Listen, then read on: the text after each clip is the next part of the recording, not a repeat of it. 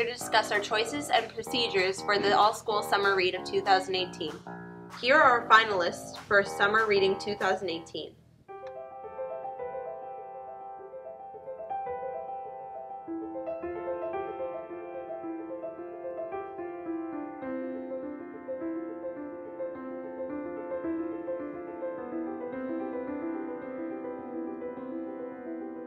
That's the longest river.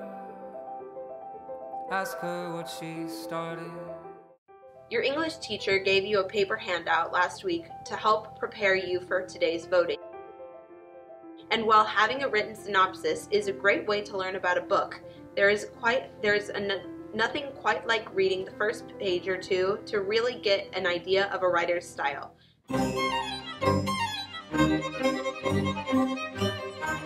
Therefore, we have some students here for you, reading short excerpts from each book to help you make up your mind.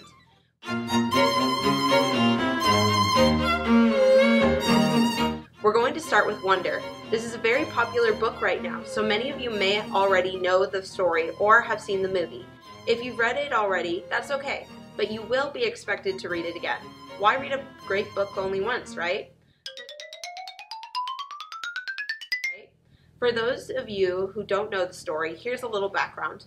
The main character is a really smart little kid named Augie, who, because he was born with some facial abnormalities, has had to have a bunch of surgeries. Because of all the surgeries, Augie has been homeschooled by his mom until now.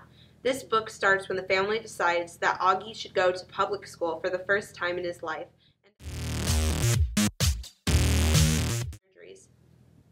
So here's an excerpt from a scene toward the beginning of the book in which the principal, Mr. Trishman, has arranged for some kids named Julian, Charlotte, and Will to give Augie a tour of the campus before school starts.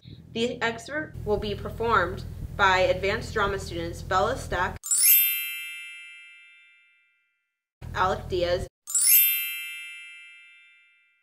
and Malia Galvin,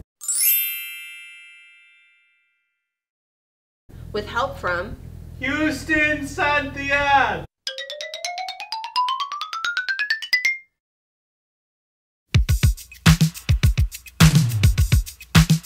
Charlotte basically didn't stop talking as we headed down to the second floor.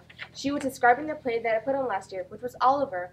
She played Oliver, even though she's a girl. As she explained this, she pushed open the double doors to a huge auditorium. While she was talking, I noticed Julian staring at me out of the corner of his eye. This is something I see people do a lot with me. If they think I don't know they're staring, but I can tell from the way their heads are tilted. I turned around to see where Jack had gone to. He had stayed in the back of the auditorium like he was bored. We do a play every year. I don't think he'd want to be in the school play, Charlotte. You could be in the play without being in the play. You could do lights or paint the backdrop. Oh yeah, whoopee. But you don't have to be in a theater arts elective. There's choir, there's dance, there's band, there's leadership.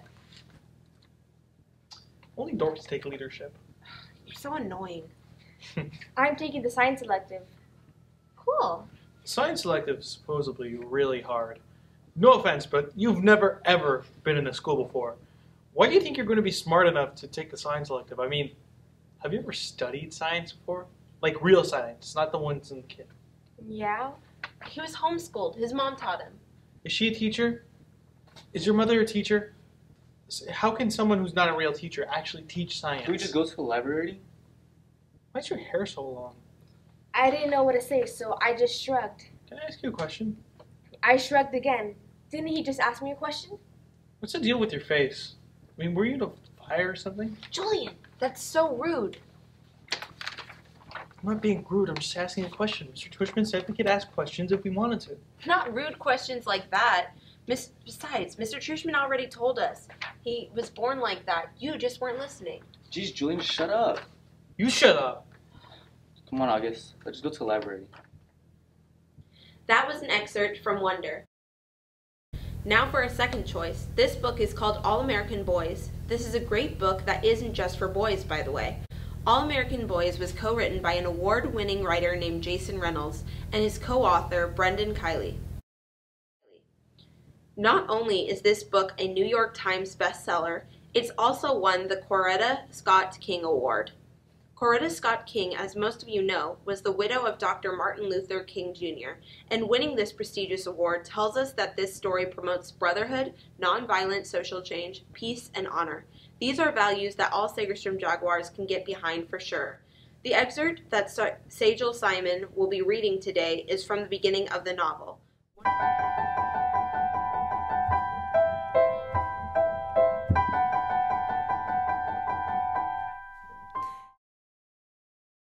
I finally picked out my bag of chips. Barbecue, tasty, and easily beatable by mint. That's settled. I reached in my back pocket for my cell phone to let my brother Spoonie know I was on my way. Dang, left it in my ROTC uniform. So I set my duffel bag on the floor, squatted down to unzip it, the bag of chips tucked under my arm. At the moment, the duffel was open. The white lady with the soda stepped backwards, accidentally bumping me, knocking me off balance. Actually, she didn't really bump me. She tripped over me. I thrust one hand down on the floor to save myself from a nasty faceplant, sending that bag of chips up the aisle, while she toppled over slowly, trying to catch her balance, but falling half on me, half on the floor. The bottle she was holding shattered, sugary soda splattering everywhere. "Oh my gosh, I'm so sorry," the lady cried. Before I could get myself together and tell her that I was okay and that I was okay and to make sure she was okay, the guy who worked at Jerry's, who everyone knew wasn't Jerry, shouted, "Hey," making it clear that things were not okay. At first, I thought he was in at the lady on some "you broke it, you bought it" mess. And I was about to tell him to chill out, but then I realized that he was looking at my open duffel bag and the bag of chips lying in the aisle. "Hey, what are you doing?" he said. "Me?" I put my finger to my chest, confused. The cop perked up, slipping between me and the clerk to get a better look. But he wasn't looking at me at all, not at first. He was looking at the lady, who was now on one knee, dusting off her hands.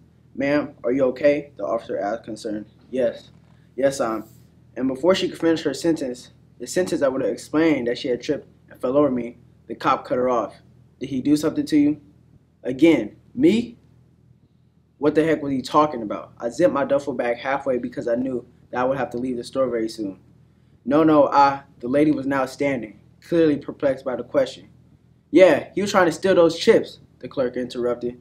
Shouting over the cop's shoulder, then fixing his scowl back on me, he said, "Isn't that right? Isn't that what you're trying to do?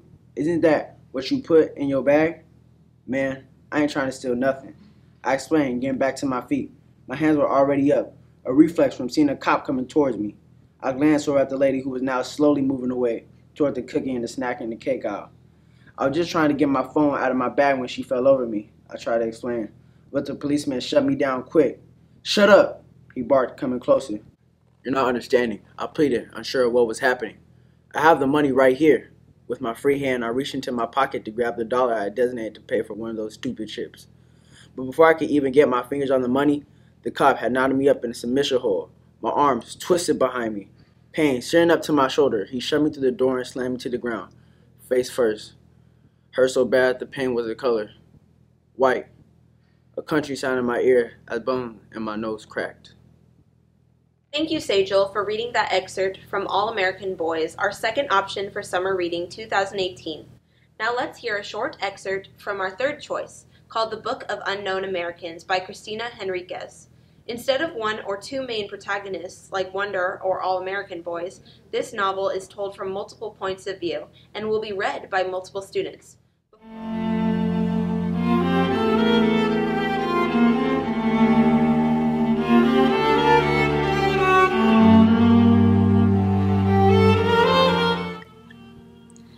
I come from Mexico, but there's a lot of people who, when they hear that, they think I crawled out of hell.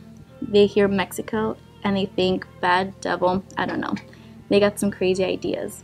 Any of them ever been to Mexico? And if they say, yeah, I went to Acapulco back in the day, or I've been to Cancun, papi, then that don't count. You went to a resort, congratulations, but you didn't go to Mexico, and that's the problem, you know. I walk into the store, and the employees either ignore me, or they hover over every move I make because they think I'm going to steal something. I understand I may not look like much. I work as a photographer, so I'm not in a business suit or nothing. But I have enough money to be in any store, even if I didn't. I feel like I'm telling them sometimes. You don't know me, man. I'm a citizen here. I shouldn't have to tell anyone that. I want to be given the benefit of the doubt. These people are listening to the media, and the media, let me tell you, has some messed up ideas about us. About all the brown-skinned people, but especially about the Mexicans. You listen to the media, you'll learn we're all gangbangers, we're all drug dealers, we're all tossing a body into that's it. We want to destroy America. We still think Texas belongs to us.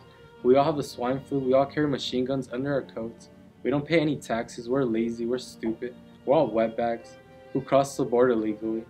I swear to God, I'm so tired of being called a cholo, a wetback, a spick.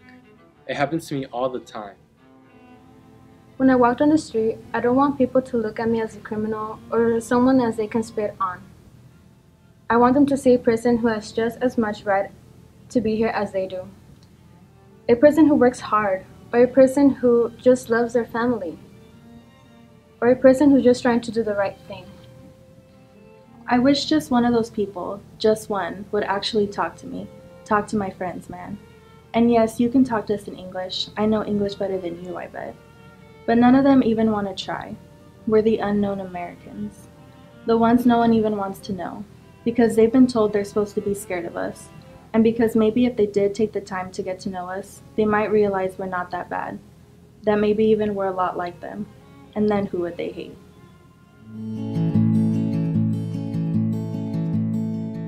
Well, the Book of Unknown Americans was inspired, the novel was inspired by my father. And my father is an immigrant who came to the United States from Panama in 1971. And he came to study chemical engineering at the University of Delaware. And he thought he would come and get his degree and go back to Panama where his family still was and where they still are. But he ended up meeting my mom, and they fell in love, and they got married, and he stayed, had me, my brother and sister, and my dad's been here for more than 40 years now.